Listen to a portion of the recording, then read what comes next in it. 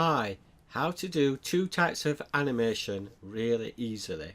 This is with still images. So I've got two examples here. I've got Winnie the Pooh shaking his bum. 1 second. Like that. And then I've got Superman flying towards, and it starts off blurred and then goes clear. Like that. So those are two examples. Quite straightforward to do. So I've got a still image of Winnie the Pooh. Now I want to make it fairly small because I want to do a fairly quick animation.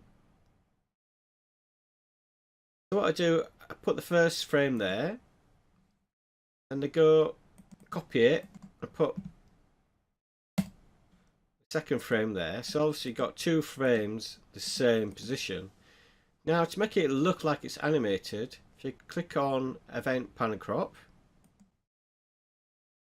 and if you right mouse on the main screen and click Flip Horizontal, see it switched the other way. So now you got that simple little animation. So you can speed that up a little bit shorter. So you've got that simple little animation there.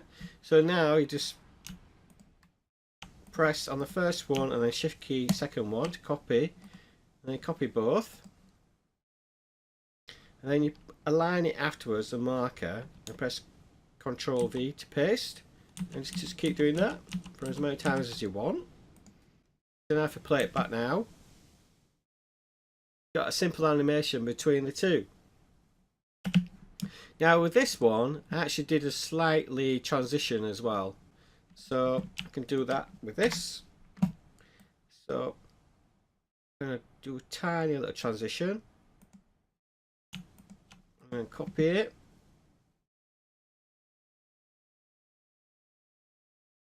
And then I'm going to paste.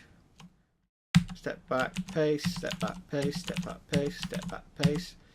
To do the step back, I'm doing cursor key left, cursor key left, cursor key left, and so on. And just keep doing that until the end. And then at the end, I just did one what fizzled out. So to do that, I just put a little effect on it. Paste, it's right direction. That direction, that's right. On the event effects button, I just do witness protection. Bring it up a bit, just like that, and then just do a fade out on it. So that's it, it's done. So now if I go through it,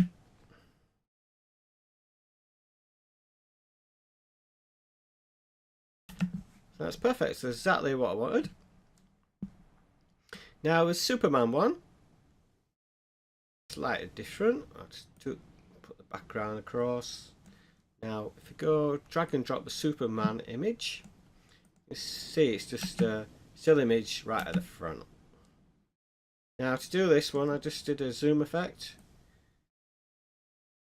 So go to pan and crop. I wanted to make it small. I wanted full size widescreen, and then the first image was fairly small. So I can do that by going on the top left and dragging the mouse outwards to do it small to start with. And then I move my marker across right to the end. And what I do is I zoom the opposite way. That. So this is where it's going to end up, which is off screen.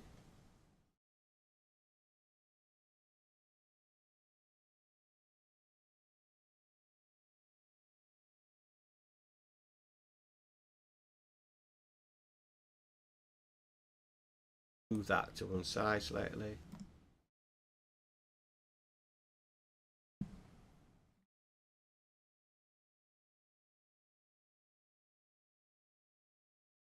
It looks like it's going off screen. Small as possible. And that's now set. So I'm going to play that back now.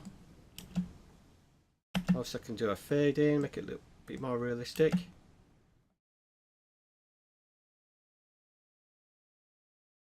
And that's a great effect. So simple, just a still image.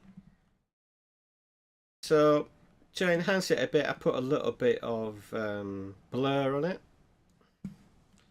If you look back on this one, go into events, I put an angle blur just for the first 0.20.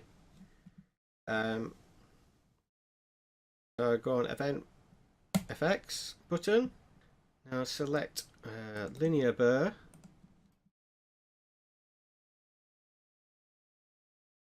And then I put the angle about 88 last time, but you can play around with it. Just do the amount, you can see which way it's going to go. So I want it there, about there. I'm going to start it off. Click the animate. Move it along to whatever you think is right. So I'm going to move it along to about there. And then I'm going to select the amount off. So by that point, it'd be in full clear vision. And that's it. Just click close and play that back.